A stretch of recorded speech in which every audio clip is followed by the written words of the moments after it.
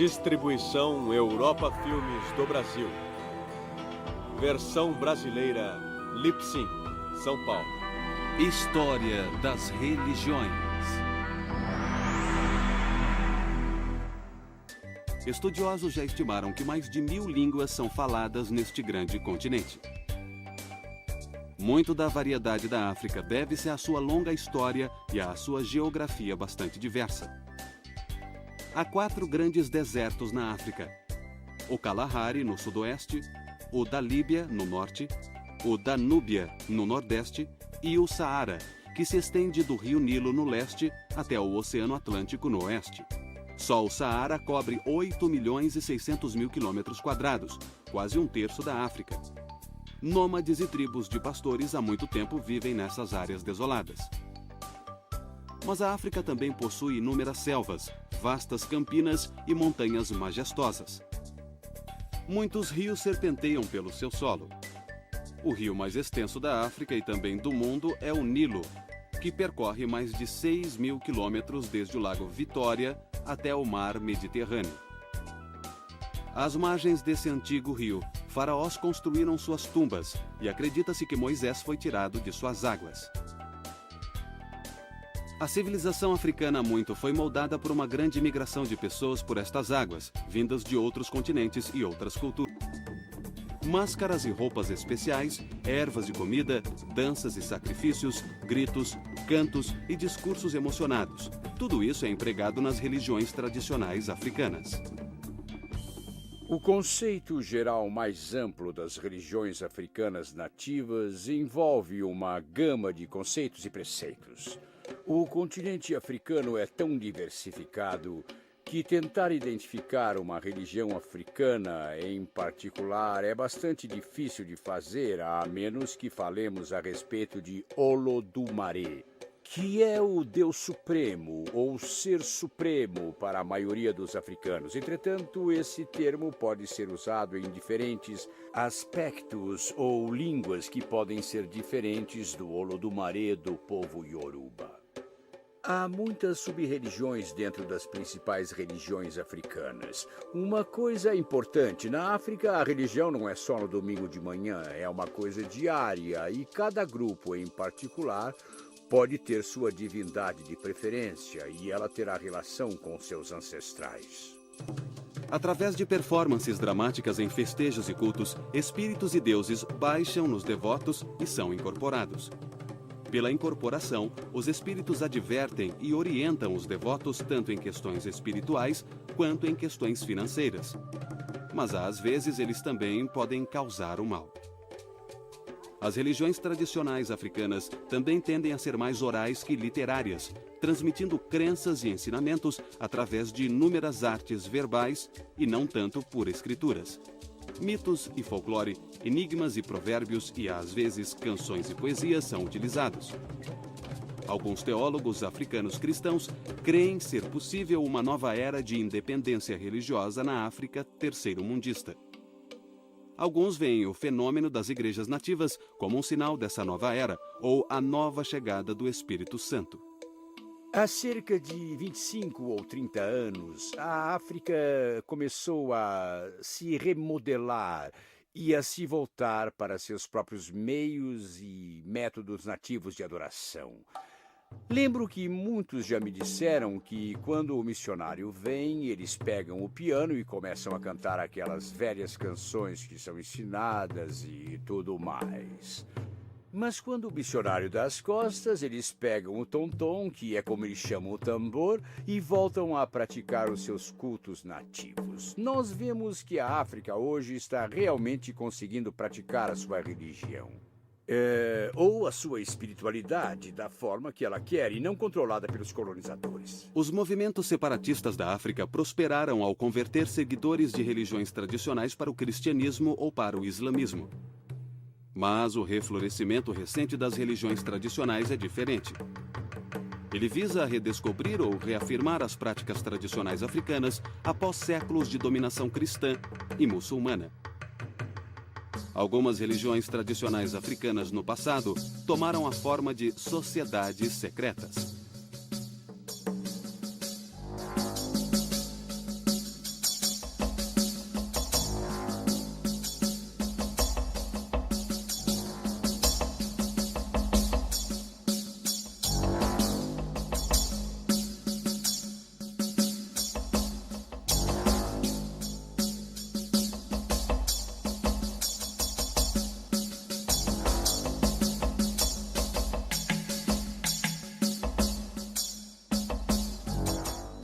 Hoje, as sociedades secretas da África se tornaram outro elemento dos movimentos neotradicionais. Alguns teólogos africanos sugerem que as religiões tradicionais revitalizadas podem até ficar unificadas com o cristianismo e o islamismo africanos. Alguns até especulam que tais forças unificadas podem um dia unir a África como uma só nação. Hoje é comum dizer que os mitos constroem o mundo. Sobretudo para os tradicionalistas africanos, os mitos são histórias excepcionais, exemplares, cheias de significado sagrado e moral. Alguns mitos africanos referem-se ao comportamento moral, explicando por que certas práticas devem ser feitas de um modo e não de outro. Mas outros mitos expressam valores e atitudes morais em relação à realidade da África tradicional. Mitos e folclore, juntamente com outras artes orais, como enigmas e provérbios, têm assim uma função social ao dar à vida diária um significado transcendental. Apesar de gerações em contato com outras religiões dominantes, os iorubás conseguiram preservar virtualmente intactos os mitos tradicionais que há muito compõem suas práticas religiosas. O povo iorubá é um dos grupos religiosos mais numerosos no oeste da África, chegando a 15 milhões de pessoas. Embora habitem a maior parte da Nigéria, os iorubás também habitam regiões que vão do Benin até o rio Níger. Os iorubás não são meramente uma tribo. Eles já foram uma civilização próspera, dedicada à lavoura e ao engenho. A religião iorubá é geralmente associada ao politeísmo. Mas tal associação ignora totalmente a natureza da religião iorubá, assim como seus mitos, seu folclore e seus rituais. A religião iorubá de fato abrange um conjunto de divindades, mas todas elas são manifestações de uma divindade suprema. A estrutura Ifá, Orixá ou o panteão começa com o Olodumare, que é traduzido como o controlador do universo. Essa entidade seria conhecida como nosso Ser Supremo. A partir dessa entidade, nós temos os orixás. Esses seres divinos são várias expressões do Ser Supremo, que foram encarregados pelo Ser Supremo de criar o mundo. Essa versão comum do mito da criação dos iorubás nos revela algo sobre a relação entre o Olodumare e as divindades menores chamadas de orixás. Cada orixá é uma representação ou manifestação do poder de Olodumare, mas nenhum deles é Olodumare. Somente Olodumare é supremo. As outras divindades exercem um papel muito importante. Elas são mais atuantes nas questões humanas. E o Ser Supremo é meio que representado por essas outras divindades. E cada uma tem seu próprio altar, tem seu próprio sacerdócio, seu próprio conjunto de tabus e objetos sagrados, locais sagrados, e controla aspectos específicos do comportamento humano ou de todos os nossos problemas globais. E isso praticamente não existe nas religiões tipicamente ocidentais. O Olodumare, de fato, remonta aos primórdios da mitologia iorubana, mas seu poder e sua presença é manifestada e transmitida em mitos que personificam a natureza e os processos naturais. A terra, os rios, lagoas e oceanos, tudo é respeitado como pessoas ou deuses. Às vezes, o Olodumare é até mesmo retratado como uma pessoa importante que viveu há muito tempo. O orixá Nlá, também chamado de Obatalá, é uma manifestação de Olodumare. Esse orixá, ou deus menor, é o criador, o modelador das formas humanas. Embora o Obatalá geralmente seja andrógeno, ele é mais frequentemente descrito como homem. ele é o criador dos bebês no útero. Ele até mesmo cria os deformados e desfigurados. Portanto, zombar de tais criaturas desafortunadas é zombar do próprio Obatalá. Não está totalmente clara qual é a relação entre Obatalá e os outros orixás, mas de acordo com a mitologia iorubana, existe aparentemente uma hierarquia de orixás. Alguns têm sua origem no próprio Olodumare. De acordo com a primeira versão do mito da criação, esses orixás originalmente habitavam os céus com Olodumare e eles auxiliam Obatalá em seu trabalho de criação. Esses orixás também são divindades primordiais. Entre eles estão Exu, Xangô, Ilê e Olum-Milá. Olum-Milá também leva o título de Babalaô, o pai dos mistérios. Ele é enviado por Obatalá para dar orientação. Exu, outro orixá primordial, é representado na mitologia iorubana como o brincalhão. O brincalhão ou travesso aparece em muitas mitologias tradicionais africanas. Os muçulmanos e os cristãos geralmente associam Exu com Satanás, o acusador ou enganador. A associação não é de todo enganosa, porque Exu desafia e põe à prova. Ele também tem grande conhecimento dos desejos secretos e do destino dos devotos. Exu é o senhor de todas as decisões, porque decisões são realizadas numa encruzilhada. Isso significa que você pode ir por um caminho ou por outro. Então, Exu é o orixá a quem o devoto deve apelar para ter orientação e clareza na hora de tomar decisões. Exu provoca brigas e mau comportamento entre as pessoas para suscitar a virtude entre elas. Dessa forma, ele acaba suscitando a ordem moral e a digressão religiosa. Ele é muitas vezes representado com formas humanas, com chifres na cabeça e com uma clava ou faca ao lado. Às vezes ele é um homem pequeno que, embora cheio de pompa, também tem consciência de sua baixa estatura. Em algumas tradições, Exu é representado por um falo. Nos mitos iorubanos, ele quase sempre traz calamidade. E num dos mitos, ele até mesmo invoca a calamidade entre os demais orixás primordiais. Xangô, como Obatalá e Exu, é uma divindade primordial. Por fim, Ilê, ou Mãe Terra, é outro dos orixás primordiais. Acredita-se que, ao nascer, nós repousamos nela, e ao morrer, retornamos a seu ventre. E em cada refeição, os ancestrais que habitam nela são honrados com algumas gotas de bebida jogadas no chão. Ogum, a divindade da guerra, é o patrono do ferro. Habita às margens da sociedade. Ele é o patrono da caça e das florestas. Ogum é inovador e sabe o que está acontecendo em outras sociedades. Ele se comunica com os espíritos dos céus, das selvas, dos pastos e da tecnologia. Dizem que, onde dois pedaços de ferro são unidos e seu nome é invocado, Ogum estará lá.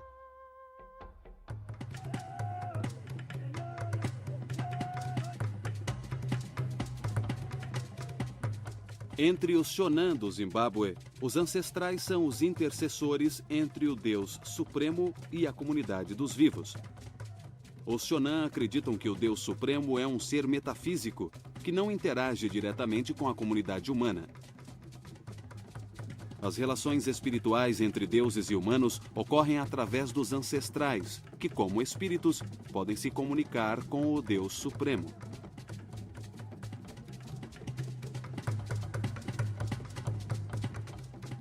Mas os ancestrais Shonan também são espíritos humanos que se mantêm ligados à sociedade terrena. Independentemente de como os humanos são vistos entre esses povos tradicionais, eles estão quase sempre ligados ao mundo divino, ou por seus espíritos, ou pelo destino.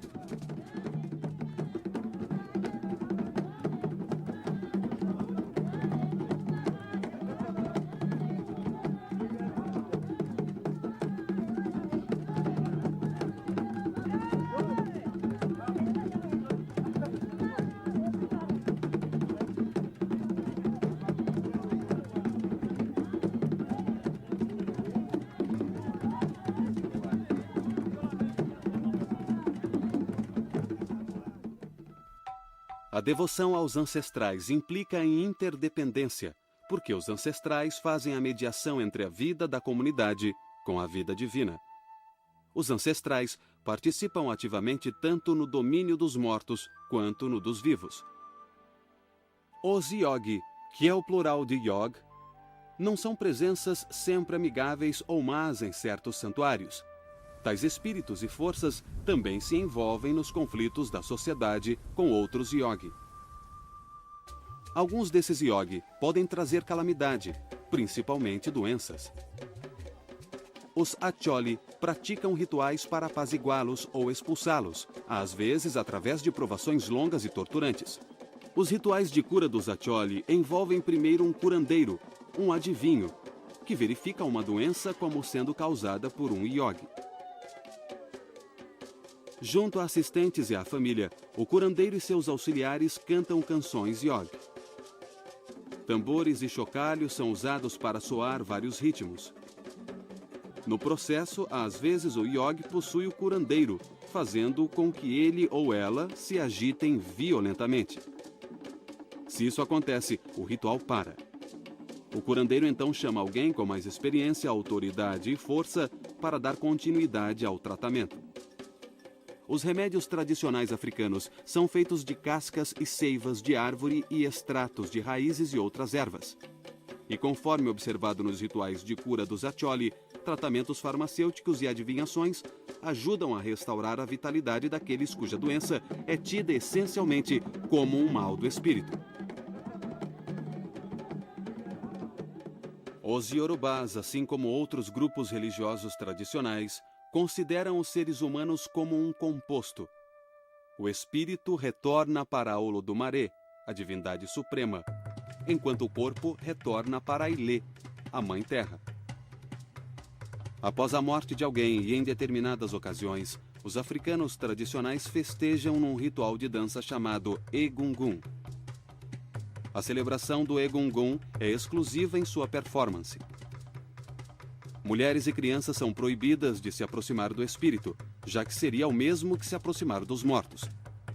Mas o Geledê é a mais democrática das festas e cerimônias iorubanas. O Geledê honra principalmente os ancestrais femininos, e mulheres e crianças são essenciais para a sua força.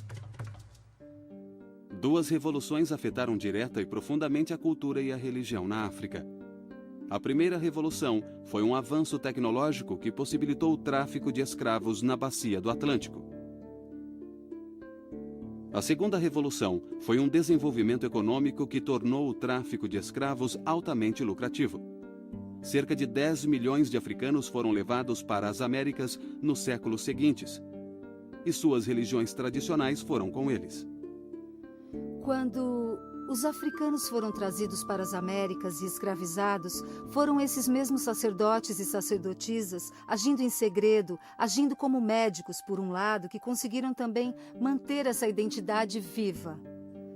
E eles conseguiram transmitir uma força espiritual, uma energia que permitiu que as pessoas sobrevivessem àquelas circunstâncias devastadoras. Com a invenção de navios à vela que navegavam a Abolina e com a melhoria dos mastros e da força de tração, os portugueses no início do século XV conseguiram navegar para o sul, até o Senegal, no noroeste da África, e ainda voltar para o norte. Isso abriu uma rota definitiva da Europa para a África subsaariana. Uma segunda revolução estimulou o tráfico transatlântico de escravos quando os portugueses exportaram o sistema de plantação mediterrâneo para a bacia do Atlântico Sul. Isso revolucionou a economia da produção de açúcar.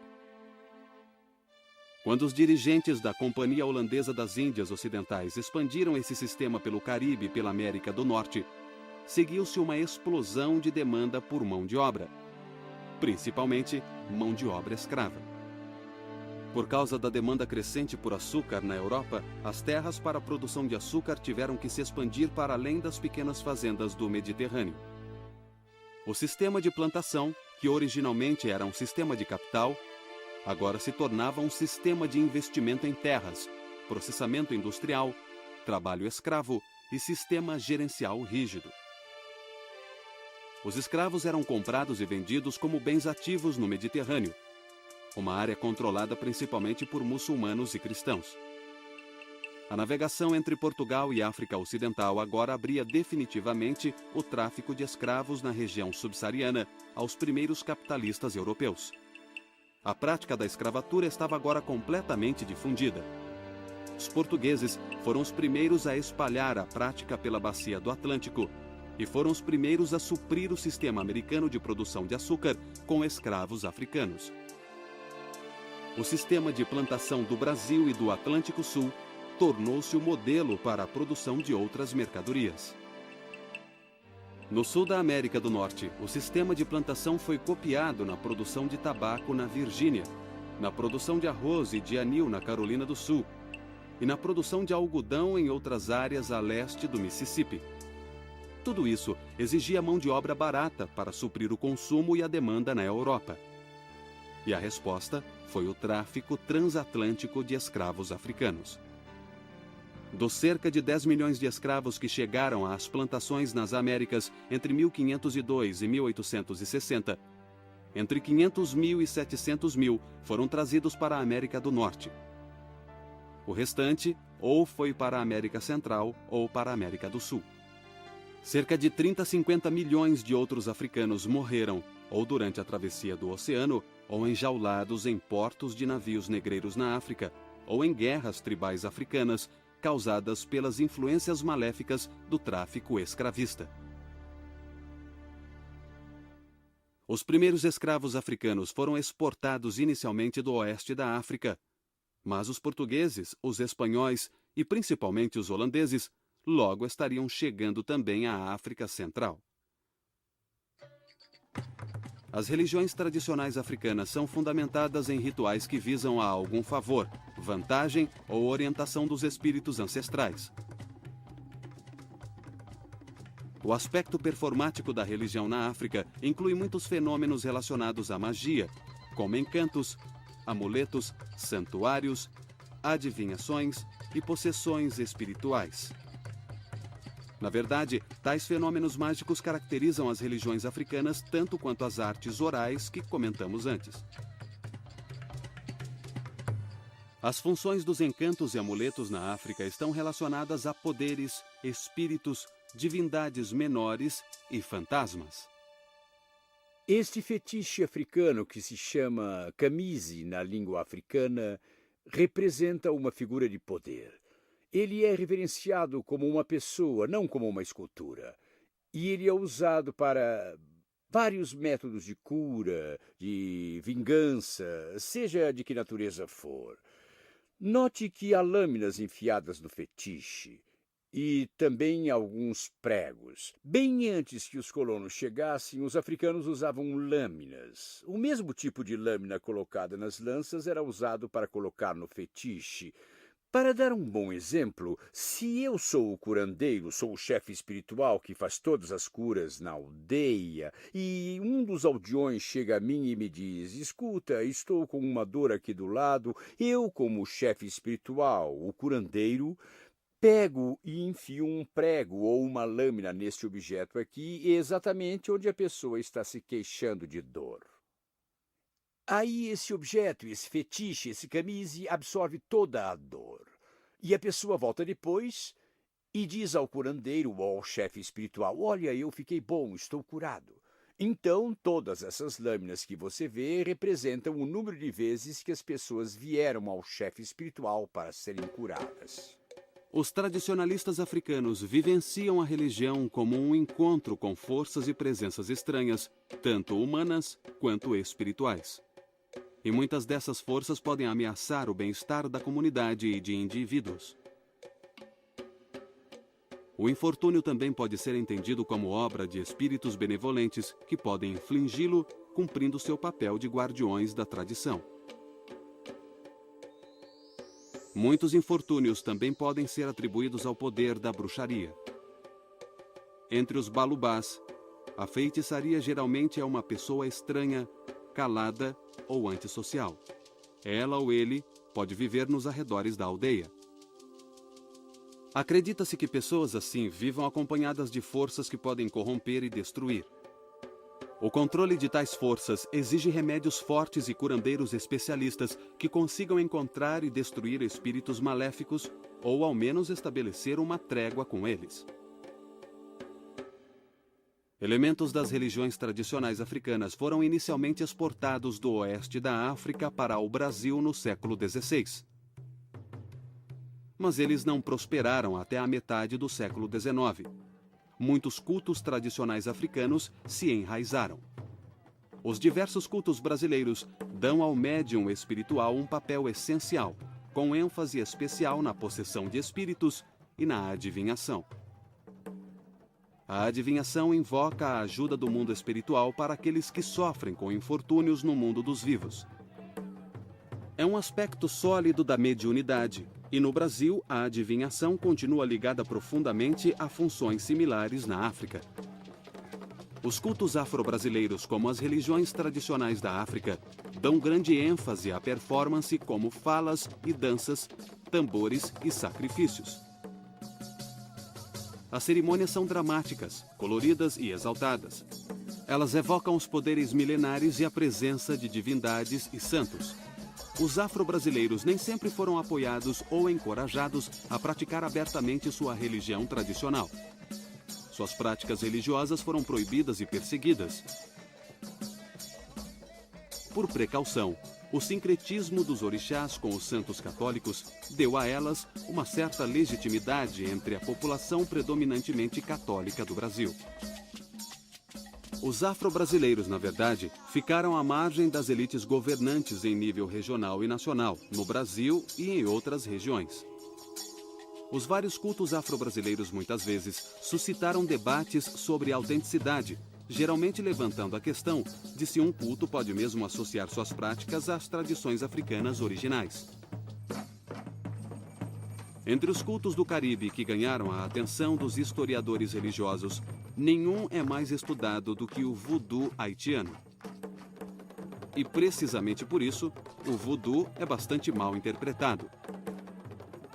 Assim como nos cultos brasileiros, aqueles que praticam o voodoo são descendentes de povos do oeste africano. O voodoo é principalmente associado com os haitianos e com os crioulos de Nova Orleans. É uma mistura de religiões tradicionais africanas e práticas católicas romanas. Quando os africanos chegaram aqui, a maioria desembarcou no porto de Nova Orleans e em Charleston, Carolina do Sul. Aqueles que chegaram em Nova Orleans e Charleston, na Carolina do Sul, vieram direto da África. Todos os demais vieram das ilhas. Eles haviam sido doutrinados ou domados nas ilhas ou no Caribe através das Índias Orientais. Mas os que chegaram em Charleston, os que chegaram em Nova Orleans, vieram direto da África. Por essa razão, você tem na Carolina do Sul e em Nova Orleans, naquela região, muitos e muitos sinais da religião africana nativa do Vodum. Vodum é a adoração de divindades africanas tradicionais do antigo povo Fon, que pertencia ao reino de Daomé, que hoje é o Benin. E o seu sistema se desenvolveu no Haiti como o Vodum haitiano. Há algumas pequenas práticas individuais derivadas do Vodum que chegaram na região sul dos Estados Unidos devido ao tráfico escravista, através de duas cidades principais, uma é Nova Orleans e a outra é Virgínia. Mas elas não se desenvolveram na religião propriamente dita. Ficaram mais no nível do ritual individual, em que as pessoas faziam determinadas coisas que eram parte da religião, mas as divindades, em termos de como eram adoradas no Haiti, não vieram a este país para ficar muito tempo. No voodoo haitiano, o princípio controlador é o Loa, uma classe de espíritos, manifestações, forças e entidades espirituais. A relação entre os devotos e o Loa é performática, dramática e mágica. Exatamente como era nos cultos dos ancestrais na África.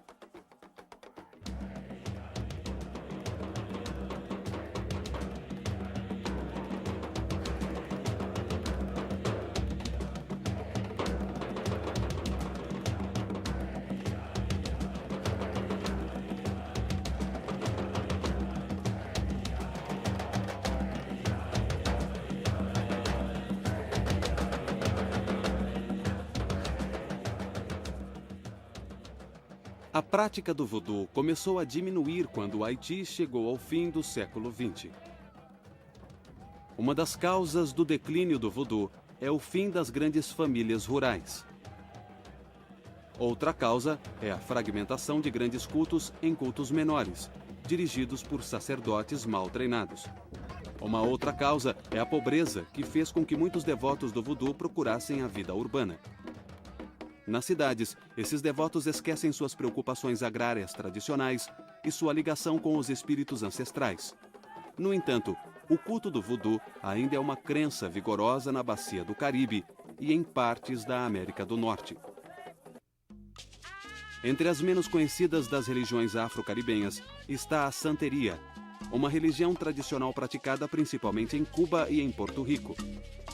A santeria, que significa adoração aos santos, preserva elementos distintos da religião iorubá no Novo Mundo. De fato, sua divindade central é o Olodumare, o deus dos iorubás. Os orixás, ou os deuses menores da tradição iorubana, são venerados como anjos da guarda pelos devotos da santeria. Várias versões da religião iorubá eram praticadas entre os povos hispânicos e daí evoluíram para uma prática chamada santeria. A religião iorubá acabou se misturando com o catolicismo francês. Algumas divindades dos iorubás foram transformadas em santos naquela época. Portanto, havia uma certa correspondência e eles conseguiram transformar todos aqueles conceitos religiosos em algo bem mais aceitável. Então, a santeria e iorubá estão muito ligados. A escritora Mihene Gonzalez Whipler observa que cada devoto da santeria usa a adivinhação para determinar qual orixá foi designado como seu ou sua divindade protetora. Os adeptos da santeria acreditam em possessão espiritual. Os santeiros são possuídos ou servem de cavalo para os orixás ou santos. Em tais possessões, o santeiro torna-se o médium pelo qual um orixá ou santo falará cara a cara com os devotos. Tudo isso envolve um complicado e longo sistema de iniciação para cada devoto da santeria. O amor é uma virtude de Olodumare que nós aqui na Terra tentamos alcançar. Para adquirir e manter o verdadeiro espírito do amor, devemos nos sacrificar e alimentar o espírito diariamente. Isto representa a bondade de Iejiabe. Purificação, bom caráter e longa vida. Vocês dois podem beber, por favor. Muito bem, para sua noiva.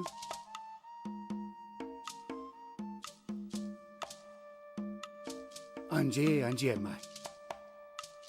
Anje, anje mai. Anje, anje, anje, anje. Tudo bem. Antes de sairmos, você pode beijar a noiva.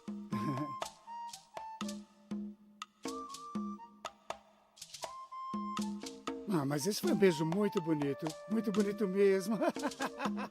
Então vamos lá, tudo bem? Anje, anje, anje, anje, anje mai. Os senhores de escravos espanhóis em Cuba associavam a santeria à adoração do diabo e os devotos acabaram sendo perseguidos. Por isso, sua prática durante muito tempo foi feita em segredo. Como o voodoo, a santeria ainda está envolta em segredo. E assim como no voodoo, pessoas de fora consideram a santeria exótica e diabólica. A santeria é vista com suspeita principalmente porque os sacrifícios são parte essencial dos rituais. E até o sacrifício com sangue pode ser praticado quando envolve uma importante questão espiritual.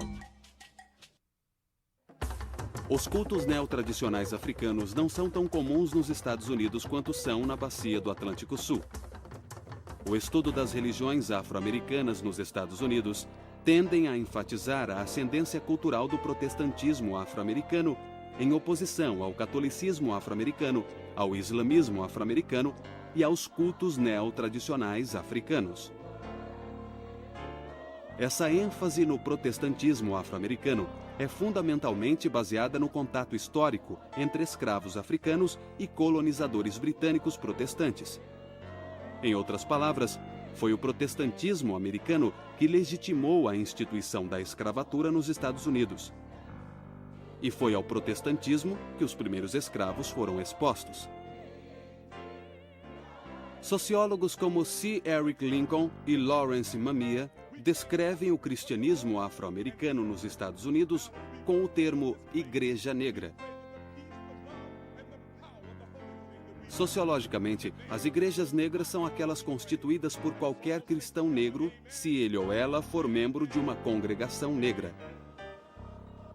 As igrejas negras, assim definidas, são as 7 maiores congregações independentes, controladas exclusivamente por negros e juntas agrupavam 80% dos devotos religiosos negros no final do século XX. Certamente, uma coisa que precisamos dizer que foi transmitida das religiões tradicionais africanas, está presente em toda a cultura e nas religiões afro-americanas, é a música. A música, a cantoria, o evangelho, a música gospel, os spirituals, porque todo esse conjunto dessas performances religiosas, creio eu, está muito ligado à expressividade africana. A forma como todos na congregação se envolvem e as pessoas pulam, gritam, dançam, se emocionam e o ritmo da liturgia vai se elevando, atingindo o ponto máximo e depois retornando. Ali, com certeza, existe um padrão, um formato que permite, encoraja todos a participarem e a se envolverem também nesse processo.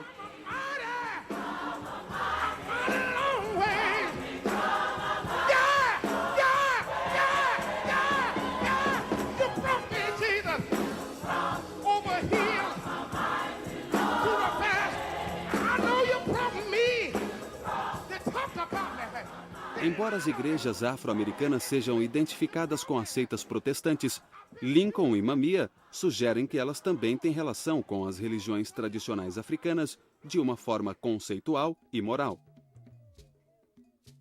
Eles explicam a relação em termos do que chamam de cosmos sagrado negro, que é um universo paralelo ao cristianismo europeu. A ideia do cosmos sagrado negro é, em parte, uma resposta a outros sociólogos que afirmam que as igrejas afro-americanas são apenas uma tentativa débil de imitar a cultura branca. Esses outros sociólogos dizem que as igrejas afro-americanas não exibem nenhum elemento excepcional que as diferencie do cristianismo e da cultura europeia. Mas para sociólogos como Lincoln e Mamiya, as igrejas afro-americanas são alternativas morais e religiosas para as grandes igrejas norte-americanas. Nós não viveremos em pecado porque somos filhos de Deus. E quando tudo isso aqui acabar, quando a noite não mais se projetar sobre nós, quando nós não mais estivermos às margens deste rio, poderemos declarar como Martin King declarou: finalmente livres, finalmente livres. Graças a Deus Todo-Poderoso, finalmente livres. As igrejas afro-americanas tendem a ser evangélicas. Para tais igrejas, a pregação tende a se basear em histórias bíblicas, tanto das escrituras hebraicas quanto do evangelho cristão. E busca converter os descrentes ao cristianismo. Ideias como santidade e santificação são frequentemente usadas para descrever tal forma de pregação. Música gospel e pregações carismáticas são parte proeminente de sua vida religiosa. Os ensinamentos sociais das igrejas afro-americanas tendem a ser igualitários. Na verdade, a ênfase igualitária identifica fundamentalmente os ensinamentos sociais das igrejas afro-americanas. Tal ênfase talvez nunca tenha sido tão evidente como no movimento pelos direitos civis na década de 60. Mas os sociólogos Lincoln e Mamiya sustentam que a influência das igrejas afro-americanas é mais evidente não no ativismo pelos direitos civis, mas sim na influência interna da própria cultura afro-americana. Com a Revolução Cultural nos anos 60 e começo dos 70, as igrejas afro-americanas começaram a examinar suas possíveis ligações com as religiões tradicionais africanas. existe um ressurgimento. Eu gosto de usar a palavra renascença. Há uma renascença de religiões africanas ocorrendo exatamente neste momento. Ela, na minha opinião, atingiu o seu segundo estágio. O primeiro estágio da expressão da religião foi a forma como a religião precisou ser praticada durante os anos de escravidão. Por causa do modo como a escravidão funcionava na época, em vários lugares, as religiões tiveram que se esconder. Elas não podiam ser praticadas publicamente. Elas, se fossem praticadas publicamente, tinham que ser sob um disfarce ou com uma máscara, fingindo fazer alguma coisa que não estavam fazendo ou fingindo ser uma coisa que não eram. Nos últimos, eu diria, 50 anos, desde a década de 1950, a religião começou a passar por um outro processo de nascimento. E esse processo de nascimento, baseado no que eu observei, levará a religião a um outro estágio do seu ciclo de expressão, que é se tornar pública. Os aspectos dramáticos e orais da cultura tradicional africana são vistos com mais força nas instituições leigas afro-americanas, como na arte, na música, no teatro, na literatura, no cinema e organizações políticas radicais. Elementos distintos das religiões tradicionais africanas aparecem entre os católicos afro-americanos e entre os devotos de cultos neotradicionais afro-caribenhos e cultos religiosos afro-brasileiros. Mas os números em tais grupos são pequenos, e eles estão fora do eixo principal das práticas religiosas afro-americanas. As religiões tradicionais africanas fornecem informações valiosas para a nossa compreensão das civilizações humanas. Elas são a memória viva das origens tribais e ancestrais de muitas das chamadas grandes religiões. A história das religiões africanas e afro-americanas é uma história de sincretismo e conversão. O fato de que as crenças religiosas africanas tenham sobrevivido sugere que tais crenças continuam a ser fontes vitais de sentido religioso e moral, tanto na África pós-colonial quanto nas Américas.